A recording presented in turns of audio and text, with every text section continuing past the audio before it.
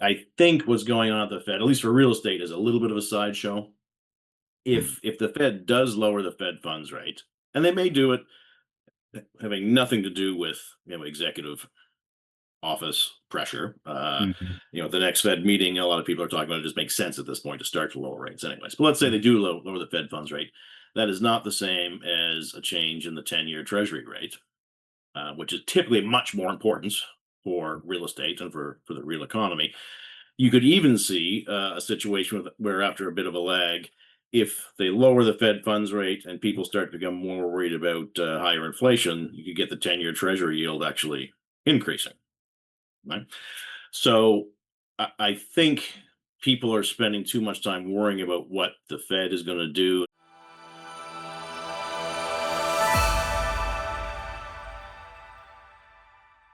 Hi, Adam Gower here, founder of GowerCrowd.com and host of this podcast YouTube series, Real Estate Market Watch, current events through a real estate lens. There is a lot of talk in the real estate industry these days about institutional quality deals. Well, what exactly does that mean? So, my conversation with my guest today, Greg MacKinnon, who is research director at the Pension Real Estate Association, covers that topic in some considerable detail. In fact, it's a little later in our conversation. We open with an introduction to Greg's background, to what PREA does. So I'm not going to talk about that in any more detail. I'll let Greg do it. But then we move on to what I call institutional real estate investing 101. Okay, so definitely listen in because you're going to learn a lot about what real estate, about institutional investing actually is, what it means to be an institutional investor, what terminology is used, and how it differs from the way that the term is so often used in the industry today. If you've not already subscribed to my newsletter, please go ahead to gowercrowd.com, click the subscribe button. I summarize these conversations, these podcast conversations, and also provide insights into how to raise capital online and also to what's going on in the economy so that as an investor, you can make even more well-informed decisions. All there at gowercrowd.com. All right, let's move on to Greg MacKinnon, Pension Real Estate Association, and let's learn what is driving his members' interest, what is driving institutional investor interest or decisions in this market, as well as to discover exactly what it means to be an institutional investor. Here he is. Greg, so good to see you again. Actually, we never actually met on Zoom before. The last time we did a podcast was entirely audio, as you pointed out. But now, nice to meet you on Zoom, and thank you for joining me. It's great to see your face. As you said last time we did this was quite a while ago. It was in the old days with audio only, so it's nice to be seeing you in person because I think Zoom counts as in person these days. I do too. Yes, exactly. So when, like they say, I hope you don't think I've got a good face for radio, as they used to say. Right. All right. So let's start off. Greg, why don't you tell me what you're a director of research at Pension Real Estate Association, kind of high level. What do you do? What's your role? And what is PREA? What is Pension Real Estate Association exactly? All right, let me start up by discussing PREA. And I won't take up too much time. I'll give you the 30-second elevator pitch of what PREA is. So PREA, Pension Real Estate Association, is a trade association. So we're a not-for-profit organization, and we represent the institutional real estate investment community. So our members are basically composed of three different classes. There's the institutional investors themselves, whether they're, and despite the name being Pension Real Estate Association, that's sort of for historic reasons, a bit of a misnomer now. The institutional investors that are members of PREA include pension plans, but also sovereign wealth funds, endowments, foundations, family offices, etc. So institutional investors in real estate, kind of broadly defined. Other group of members of ours are the investment managers, who take capital in from the investors, obviously, and then put it to work. And then industry service providers, whether those be research companies, brokers, accounting firms, law firms, etc. So we really kind of represent the institutional real estate investment community pretty broadly defined. I should be clear that when I say represent, PREA does not lobby, so we're not like other associations. We're really in the business of trying to provide more information about the markets to our members, provide insights, provide places where the different members of the industry can sort of get together and communicate with each other and meet with their peers and that sort of thing. So that's PREA in a nutshell. Little old me, not that exciting. I've been the director of research here at PREA since 2009. So I suddenly become the old guy. I don't know when that happened, but it happens very quickly, it seems. Prior to that, I was in academics. I was a professor of finance at a university in Canada and had done that for a while, and eventually decided it was time to grow up and leave campus and get a real job. And I landed at PREA, and I've been here ever since. Very nice. Thanks so much for that that succinct summary I tried to be quick. All right, perfect. All right, so what are your so this is an important community that you represent in the commercial real estate world. What are your members generally focused on at the moment? And I presume that in part your research guides their attention, but that you also are responsive to what their concerns are. So what are they focused on? What's driving their concerns at the moment? Well, I guess it really depends on sort of what you mean by focused on. I mean, one of the things they've been focused on, and I think this is not just for real estate, this is across any asset class and for any investor, is the uncertainty in the macroeconomic environment. I mean, that has been obviously a big deal for the last 12 months or so, and it's really thrown some sand into the works in terms of getting deals done, where there's so much unpredictability in the Mm. macro environment. And again, this is due to all kinds of things, whether it's tariffs or what are job numbers going to look like, and which way the economy is going to go, and interest rates and everything else. The level of uncertainty about those things is really at a very high level, and very unpredictable. So it's hard to make long-term decisions when you don't have a good sort of base case scenario, a good feel for what the base case is going to look like going forward. So that's been a source of a lot of consternation and worry and a little bit of frustration in the market, and that obviously has slowed deal making down to a considerable extent, both in terms of institutional investors putting out capital, to the investment managers, but also the investment managers putting that capital to work. And I think, I'm not breaking any news here. Everybody knows that coming out of COVID, there was a lot of issues in the real estate market, especially around office, obviously, as everyone knows. Even if you don't follow real estate, I'm sure you've seen the headlines. Um, and top of mind have been the future of office and what to do with these sort of legacy portfolios, because historically office was a major component of most institutional portfolios. Mm. Private market real estate is not like an equity portfolio where you can say, well, I want to adjust things, I'll just sell that and buy this. And things don't move quite as quickly. So what to do with these large portfolios of office? Do you hold on, hope it recovers? Do you cut your losses now? Can you cut your losses now if no transactions are happening in the market? That sort of thing has taken up a lot of time over the last sort of, say, 12 to 18 months in the market. And we can get into more specifics as we go through this. Yeah, we should do. So when you talk about real estate, it actually throws up an enormous number of questions for me. I'm not really sure what order to throw them at you in, but in terms of allocations, so these institutional investors, typically what kind of allocation will they have in real estate amongst their entire portfolios? Yeah, if you look at the overall portfolio, and Mm. I don't have the exact number with me. We Yeah. do surveys on this, but round numbers, on average, it runs about 10%. So all the capital that the investor has, about 10% in real estate. There's a lot of variation around that. There are some investors that have zero, not too many, but some have zero, Mm. but others might have 3% in real estate. But then there are some that are very focused on private markets and real assets in general, and their allocation to real estate for those might be 20, 25% in some cases. That's the high end of the scale. but on average about 10%. So it's a significant component of most institutional portfolios. And are those mandated, Greg? So the institution will have we have to have 10%, or are they just kind of loose targets that they aim for and allow to vary over time? Yeah, I mean they're not mandated in any sort of regulatory sense, but the typical way it Mm, works at mm, and again, every institutional investor is different. There's a different process mm. behind it, but typically, you will have an asset allocation strategy set sort of from the top, from the chief investment officer, and sort of works its way down.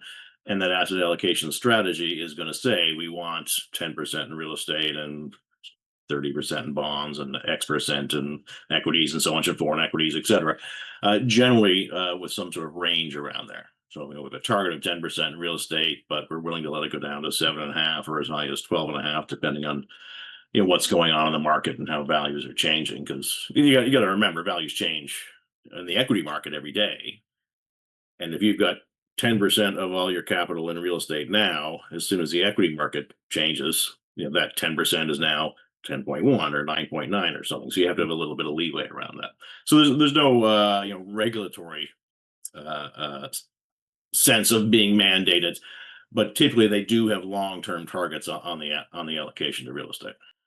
Okay, so yeah, mandatory was the wrong term. I didn't mean regulatory or governmental. I just meant in terms of internal policies.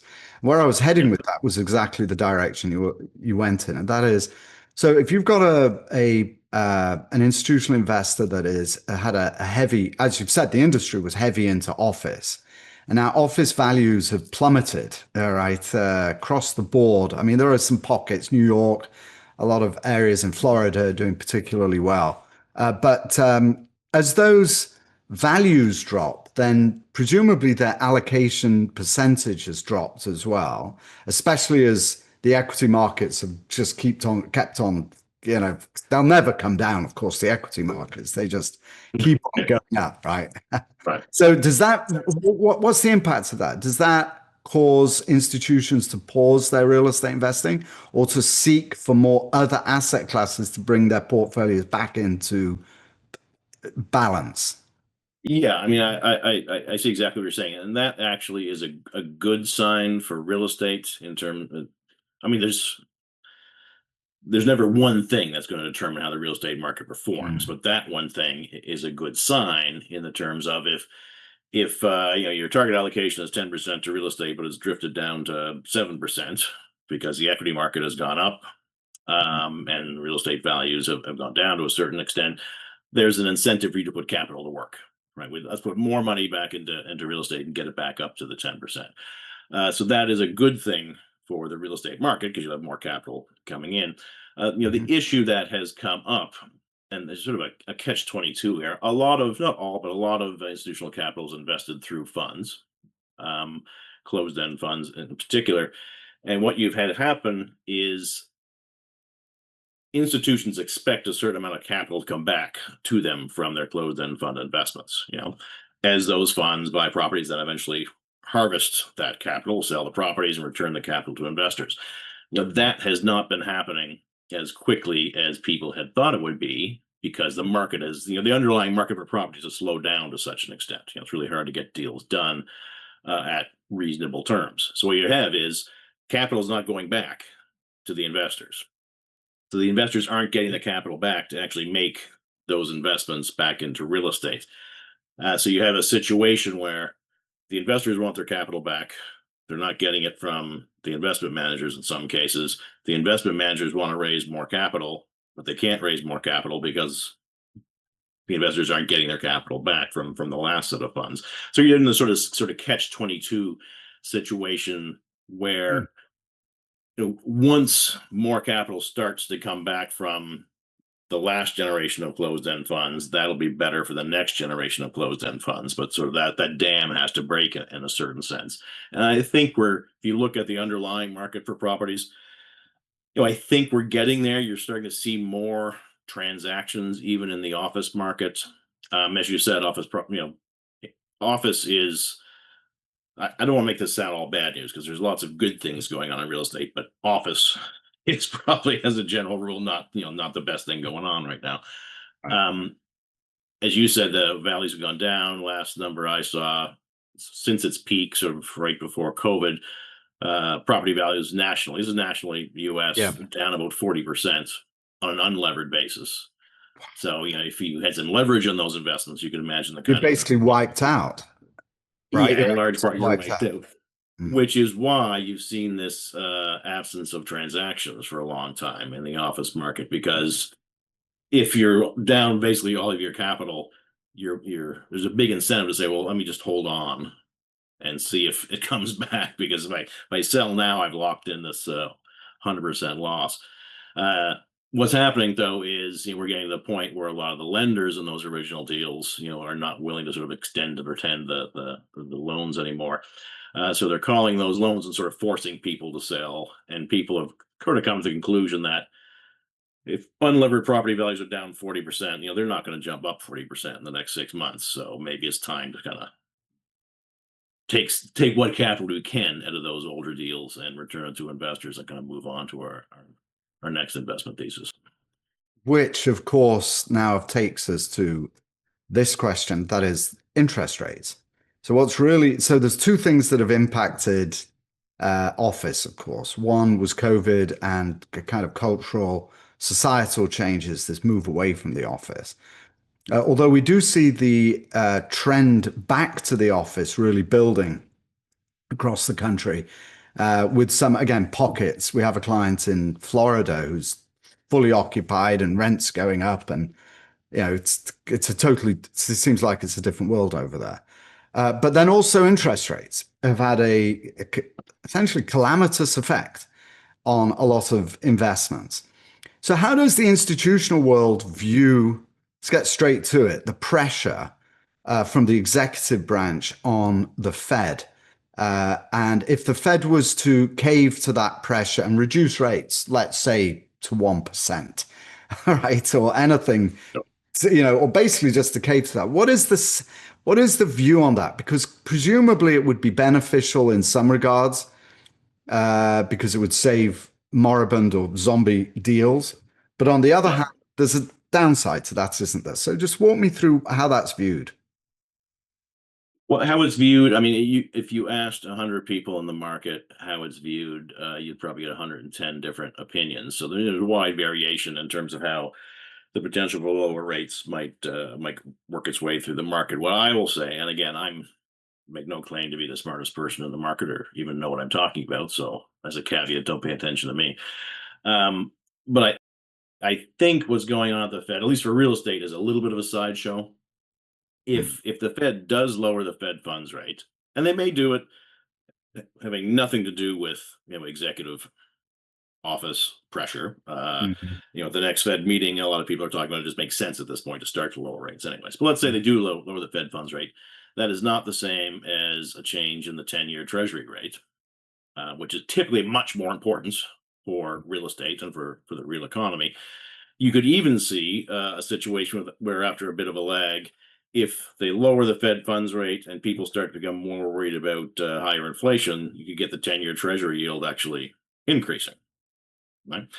So I think people are spending too much time worrying about what the Fed is going to do, and is it going to be 25 points or 50 points, and exactly what's going to happen. I mean, obviously there are long-term, very important structural issues in terms of Fed independence, don't get me wrong.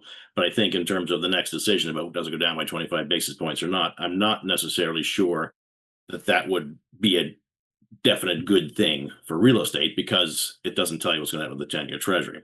The other thing I would point out is that research I've done in the past shows that it's the strength of the economy that matters way more to real estate than interest rates. So if interest rates are being lowered by the Fed because the economy looks like it's weakening, okay, then really it's that weakening economy that would sort of dominate in terms of the effect in all likelihood. So that would not be a good thing for real estate. And if you go back through history and look at sort of when the Fed has raised rates and when they've lowered rates, typically it's in reaction to what's going on in the economy, and you get sort of the opposite. If you look at what's happened, you will see you kind of get the opposite of what most people's intuition is. Typically, when rates are going up, Real estate is doing well because the economy is booming. When rates are going down, real estate is not doing well because the economy is slowing. That's why the Fed's lowering rates. Okay.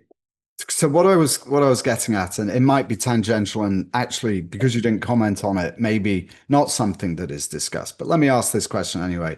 But is there concern about the long-term viability of the institutions in America, and because of the current changes and the pressure on the Fed and the independence of the Fed, that is causing institutions to look beyond our own shores for investment, and that could have an impact on values. Oh yeah, I mean, I think there's a number of things going on, including that the issues with Fed independence, but also the unpredictability of macro policy coming out of Washington right now, where Mm, the tariffs are on, the tariffs are off, the tariffs are higher, the tariffs are lower. I mean, it finally seems up until a few days ago like starting to get a handle on this. Like, we kind of know what tariffs are going to look like.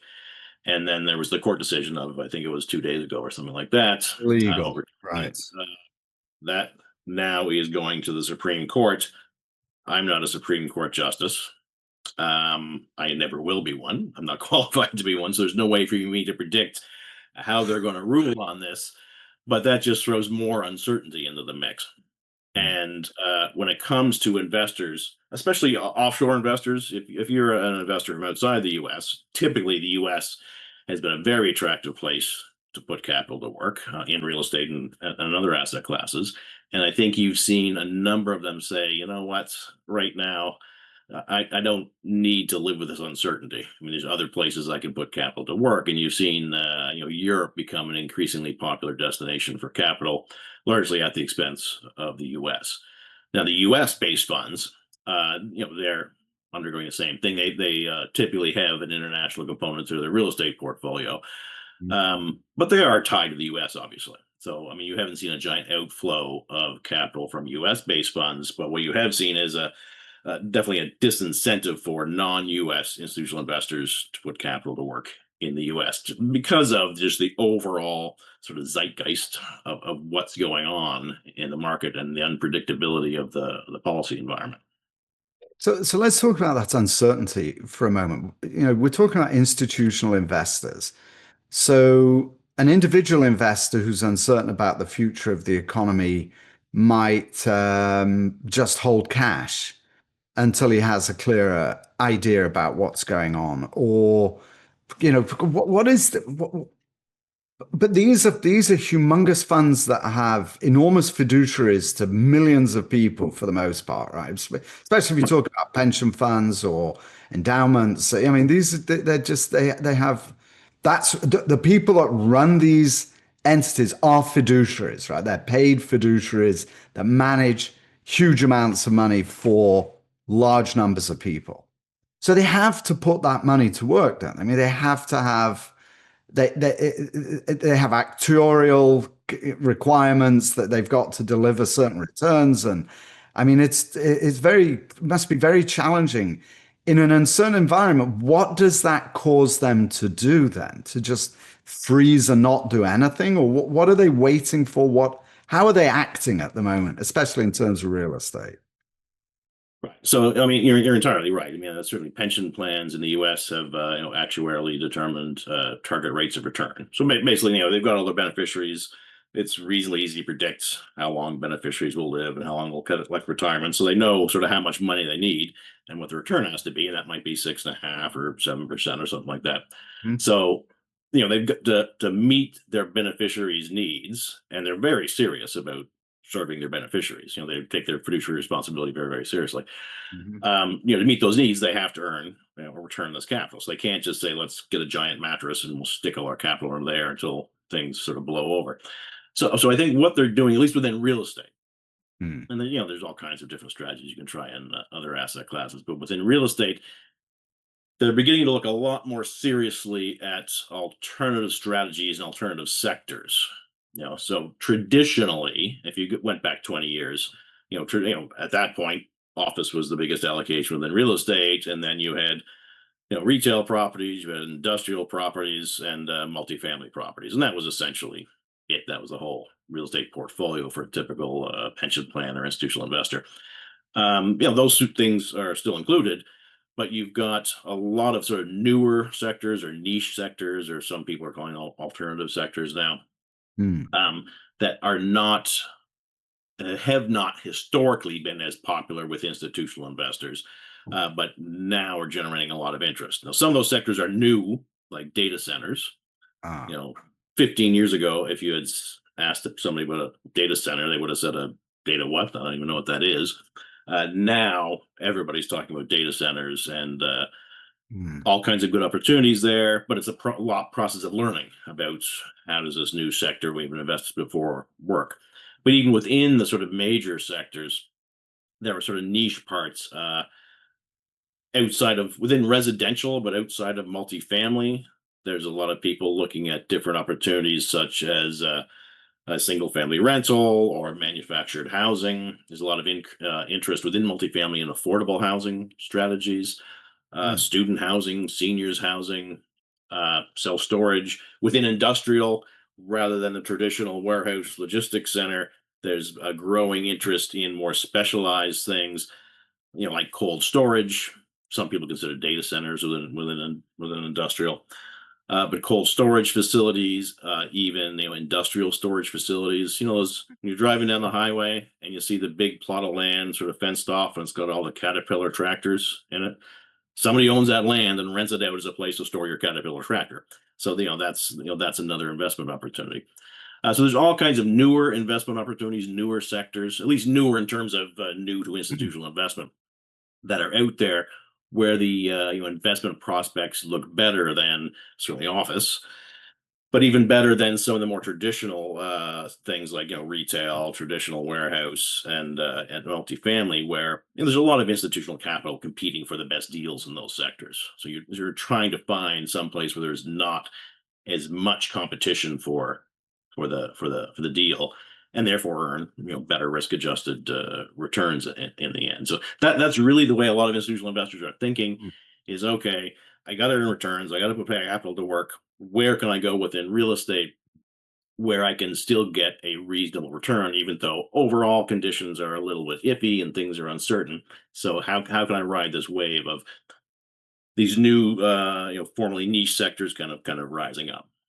Fascinating. So this is how they're adjusting to an uncertain world. Are they looking for airy pockets that may offer different kinds of demographics, different kind of characteristics that provide for greater Yeah. certainty, irrespective of what comes out of Washington, kind of thing? Yeah, and I think it's a reaction to the uncertainty. I also think it's a Mm. reaction just to the sort of long-term changes in the world, where Mm. you can't just say, "Hey, we'll do the same thing we did in the 1980s and try to earn our 8% and be happy with that." And that Mm. that kind of strategy typically doesn't work that well anymore. So you got to start looking for where can you actually create value, or have your investment manager, if you're bringing an investment manager to invest for you, where can they create value for you? So there's a lot of exploration of these new strategies.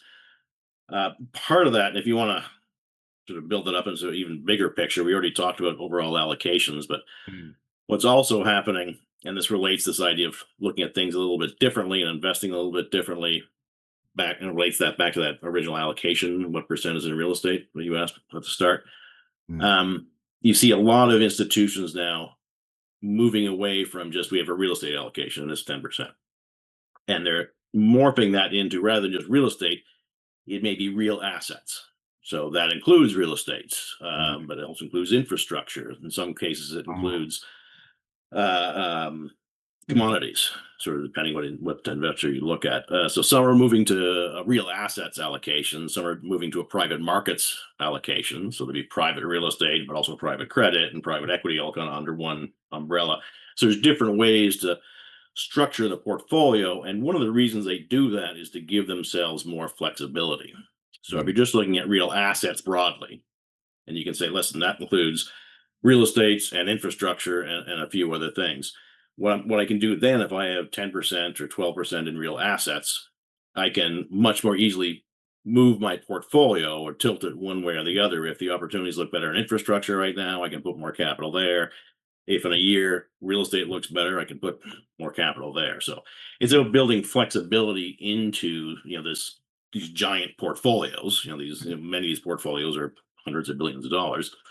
And it's hard to be flexible when you're investing that much capital, but you're trying to build as much flexibility to do different things into those portfolios as possible. Okay, so again, this gets back to my incorrect use of the term mandate. But when I say mandate, I mean the mandate of the fund itself, not something that's mandated by government. So Right. it's the mandate that comes down from the top that says, okay, you can now broaden your horizons at the investment manager level inside the fund. They're able to look at different kinds of asset classes. Let me just pause for a second. Let's do institutional investing 101. I'm going to ask you some kind of what might seem really rudimentary questions. Is this where I fail 101 and I'm exposed? No, this is to educate, if you wouldn't mind. Just please educate us. So these are legit, legit questions because there's a lot of terminology in my world. You see institutional quality this and institutional that. And I don't think people really understand what it actually means. So that's what I just like to kind of really it's a 101 level, Greg. So, for example, when we talk about a pension fund, how much how much money might they be managing overall? The 100% of their portfolio might be how much? Just like throw out a number. A I range. mean, the variation across institutions is like the variation across individual investors. I mean, you've got Bill Gates investing, his few $100 billion, and then you've got me investing in $1.95. So there's a wide range of institutions as well. I mean, the Mm. biggest ones are investing total, not just real estate, but overall, Mhm. in the hundreds of billions. So CalPERS, which is the California Public Right. Employees Retirement System, they have somewhere north of $500 billion of assets under management. There's that big. But then you go the road there.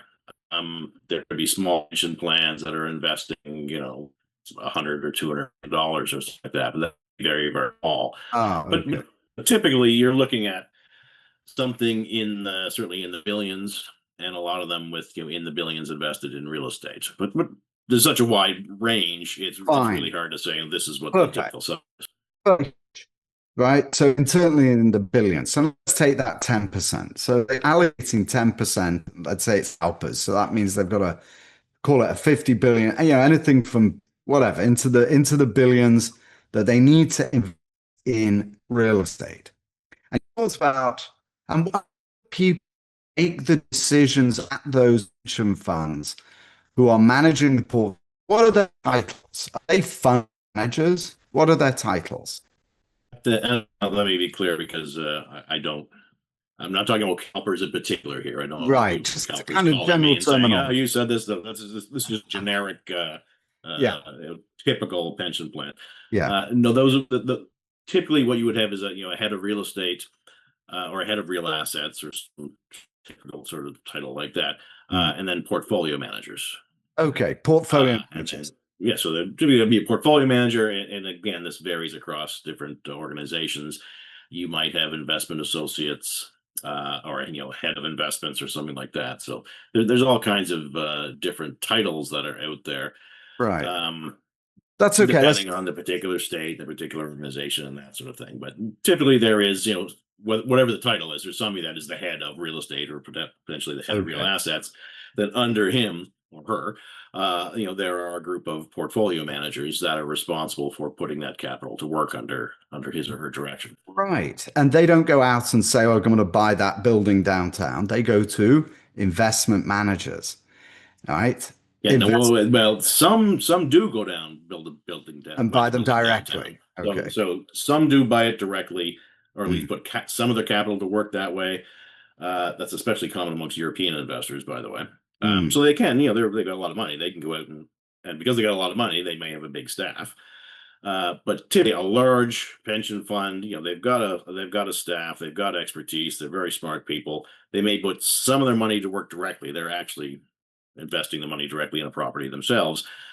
Um, but the rest of the capital will be given to investment managers to invest on their behalf. And for a smaller pension plan that maybe is only investing $1 billion in real estate or something like that, they typically don't have a giant staff, so they'll probably be relying on investment managers to a Right. much greater degree.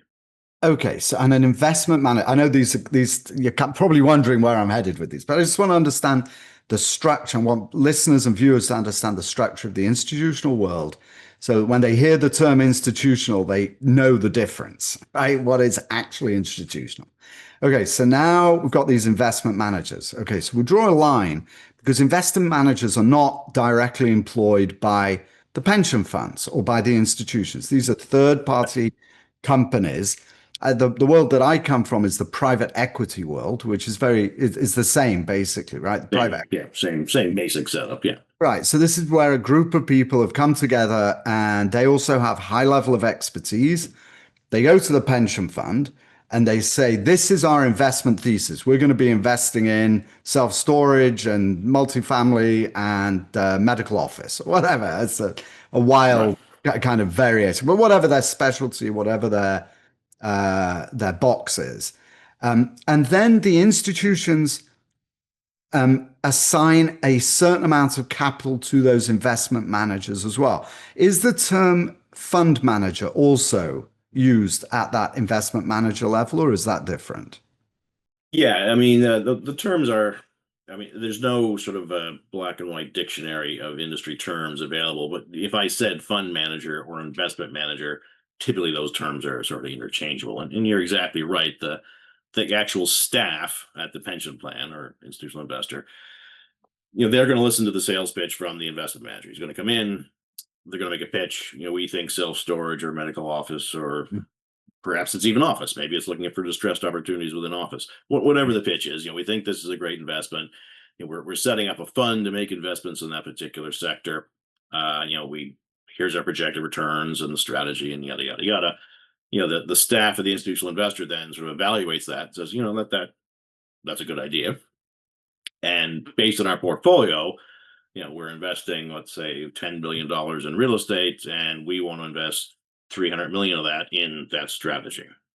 So they make a commitment to give that manager $300 million for that strategy. That manager may be raising money from a number of different investors. So they try to put a pool of capital together. They have a real estate fund. And I'm simplifying things here. There's all kinds of different structures out there, but they put it all together in a real estate fund, and then they go out and put that capital to work under that strategy.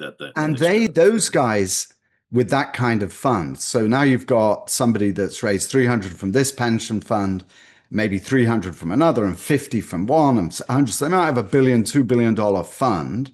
This is a private equity shop with investment managers running it. They will in turn go out and find sponsors, people on the ground who are buying and operating the buildings and the value add, 200 unit here and 400 units there and a building here and a portfolio of car washes, whatever they're investing in. Right. They will not be direct managers of the assets themselves, but they will now go out to the people that are those who are on the ground, right? Boots on the ground, actually running the deals. Correct. That's how the chain. Yeah, I mean, and again, that is one way and a common way to do it. And as with everything else I say, I think I've said this 1,000 times already in the last 30 minutes.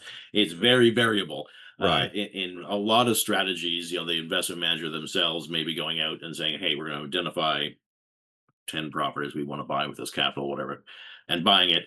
They may hire, a property management firm or something like that to do the actual, collecting the rent and making sure the floors are swept and whatnot. There's even some investment managers that are fully integrated and they do the property management themselves. But in some cases, especially if it's new development or, like you mentioned, sort of a value add prospect where you're buying something that needs to be fixed up and you need to bring it up to market and make it a good property in the particular location that's in, you need local expertise. So you may be bringing in someone at the deal level saying, "Hey, you've got the investor gave capital to the investment manager. That capital is now in a fund. The fund now enters a partnership, at the property level. with a local operator. The local operator knows exactly how to get things done in that municipality. They're an expert in exactly what the market wants locally. At the end of the day, real estate is a local business. You may have giant investors making international investments, but at the end of the day, that four-story office building on the corner of Main and Main in some town somewhere, you have to know what the local market wants in that and how it should look and how it's going to fit in and how to market it and that sort of thing. And that's where those local operators come in. And they come in as a partner on that particular deal. Mhm. So Yes. a lot of it at the investment management side, it's either having the expertise yourself, and that's Mm. you typically got to be fairly large organization to have, unless you're very specialized in a particular area, uh, or knowing how to find the people with the expertise and having good relationships with them so you can get the right people that are actually on the ground. And a lot of that is why one of the big attractions for an investor, the institutional investor, to give capital to a fund manager and not just do it themselves. Part of it is just economies of scale. If you're not the biggest pension plan out there, you may be one or two people running a real estate portfolio. Mm. You can't keep track of a portfolio of 50 properties. You can't sweep the floor yourselves. Mm. But you need expertise. So there is a move towards both investing with the largest sort of big global financial institutions, that can offer you, hey, we can put your capital to work in the US or in Asia or in Europe, and we do go across asset classes and across all property sectors. There's an advantage to doing that, and that's attracting a lot of capital. There's also an advantage to being the best at a narrow niche. If you can, as an investment manager, if you can say, listen, we've got a track record, we are the best developer and owner of self-storage properties in the Southwest US. Okay? That's what we do. We don't build office buildings, we don't do multifamily, we do this thing, and we're the best at this thing. That can be attractive to investors in terms of raising capital because they want to invest with sort of best in class. And it's Mm. because of that need for the local expertise of whatever sector you're looking at. So, Greg, we've gone a lot longer than half an hour, which is what we talked about. What I was, Because I just get so excited, Adam. it is such a cool topic, Greg, and I would actually love to talk to you about all the other things that I've got on this list. We didn't really talk about any of the kind of the big topics, tariffs, housing You didn't mention affordability. tariff. We kind of touched on them a little bit. We talked about them before we started, but like, what's the Well, impact? let's do the sequel, and I'm happy to Are you okay to do jump that? I in would again. love to do that. Actually, I really Yeah. would. I really appreciate you doing this because what I really wanted to get at here was that when institutions are holding back because of uncertainty, this actually trickles down all the way, right? To the But to yeah. the Right, that's what we just described was a pyramid, essentially, where all of this activity really does impact what even mom and pops are doing at the local level, or what you might call sub-institutional, the next level up, 10 to 50 million in terms of asset acquisitions. I mean, it has an impact all the way through the economy. Oh, it totally is. I can think even as a more concrete example, in Hartford, because as I said, I'm in the Hartford, Connecticut area. Mm. If I get on the highway to go to my office, where PREA is located, I drive by a building, used to be a government office building, and it's empty. It's been empty for probably closing on 10 years now. And you kind of think, well, why does nobody buy that and like fix it up? And I mean, you must be able to make some money doing that. And part of it is, exactly what you just said. I mean, that's it, the uncertainty and the fact that investment kind of comes to a bit of a stop when no one knows what's going to happen. It's not just something that happens to these kind of big investors in a sort of highfalutin kind of in a sense. I mean, it trickles down to what's actually, being built or not built, or fixed up or not fixed up, in communities all over the US, all over the world for that matter. All right, Greg, why don't we? You sure you're okay doing a part two? Adam, I will come back every week if you want me to. So yes, a part two would be fun. I'm so happy to hear you say that. And by the way, you're more than welcome to say no pound Sam, by the way. We'll just cut that off at the recording if you really prefer not to. So, all right. So No. let's wrap it up then. We'll schedule another one to talk about some of these more macro things. But what we talked about was very important. It's not Good. it's not truly understood in the world that I play in terms of accredited investors or many of the sponsors don't really understand. When they talk about institutional quality, don't really understand what that actually Yeah. means. Right. And one thing I was going to say, I didn't get to it, I guess, was the term institutional quality has always bugged me because if an institution invests in it, by definition, it's institutional quality. So if an institution suddenly decided to buy, Class D office properties in Hoboken, then that would, by definition, be institutional quality. And they typically don't, but it's typically, relatively high quality properties of a Mm. reasonable size too. I think that's the big thing. Um, Back in the day, in the 70s, multifamily wasn't considered institutional quality. People Well, people just that's thought right. Well, institutions don't institutions, invest, they didn't even invest in real estate. I mean, institutions do really right. Then you had the No, CM. they just started investing in real estate. And when they started, so late 70s, early 80s, people said, well, apartment buildings, no, we don't invest in those because Mhm. you don't buy stuff where people would Well, sleep in. there's another aspect of institutional quality as well, Greg, and that is the degree of professionalism and research and due diligence that goes into making sure that the investment manager knows what he's doing and is legit, has experience, has a track record, and that their due diligence was done properly. Right. So, I mean, I've worked on well, not many, but I've worked on a lot of institutional deals. And I've seen institutional spending $100,000 doing due diligence on somebody else's due diligence before they'll make an Yeah. investment, right? I mean, it's Yes. that the quality is not just the building, it's the cultural infrastructure that makes a decision whether or not to invest in that property. That's where the quality lies. That's where the quality would still exist if they were investing in Class D multifamily in Hoboken.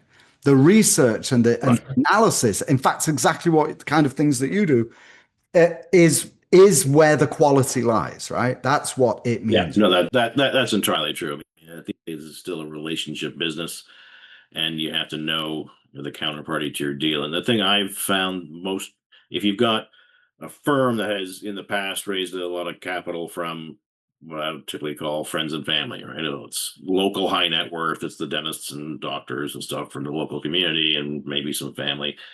And they've been investing, could be tens of millions of dollars, could be hundreds of millions in some cases. And they want to make the jump to institutional capital. Mm. The biggest hurdle, and again, I haven't done this, but I've talked to people who've done it, and I've talked to people who advise me to do it. The biggest hurdle is often in understanding what institutions want, because you can't just go to them and say, "Hey, I've got a great track record. I made a bunch of money." I mean, they want to know that you can, when they say we want reporting every quarter, we want this data, on this time frame on a regular basis and in this way, you have to be able to show that, yeah, it's not good enough to just say, "Hey, I'll grab a coffee with you and tell you how well your investments are doing." That, that doesn't work. So it is to be an institutional quality manager. It's a step up in terms of how you act, what the culture is, the kinds of things you're providing to your investors beyond just what you're investing in, and that's, I think, the biggest sort of eye opener for a lot of firms as they try to take the step up.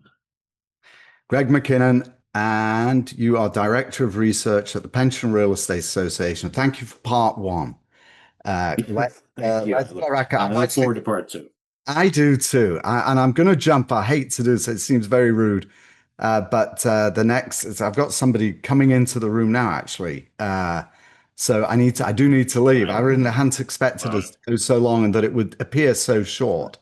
So I will follow up by email. Thank you, Greg. It's really good Right. to see you. Yeah, Thank let's you, Adam. some macro It's a stuff. pleasure.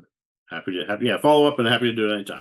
All right, that was Greg MacKinnon of the Pension Real Estate Association. Greg, super good seeing you. Thanks so much for meeting me today, for that very interesting conversation, and for agreeing to do a redux almost immediately so that we can talk about other topics. And there are a lot of topics to talk about. So I'm very much looking forward to recording that conversation with you. We'll get that out as soon as possible. And thank you to dear listeners and viewers. Fascinating, right? It's the way that the term institutional investor, fund manager, asset manager, all these terms that are thrown around in the industry these days. It's a big frustration for me, and exceptionally good to hear from Greg what exactly these terms actually mean and what it means to be an institutional investor. It's very different from what we are used to hearing about in the market today. Good to have that distinction. Okay, of course, I have to ask you, if you've not already subscribed, please go to gowercrowd.com, subscribe to my newsletter there. There's a big button at the top. You can always unsubscribe. And if you want to talk to me or to send me an email, just wait for the first newsletter to come out and just hit the reply button. Okay, that's it. Thank you, everybody. Thanks, Greg, again. And until next time, this is Adam Gower signing off.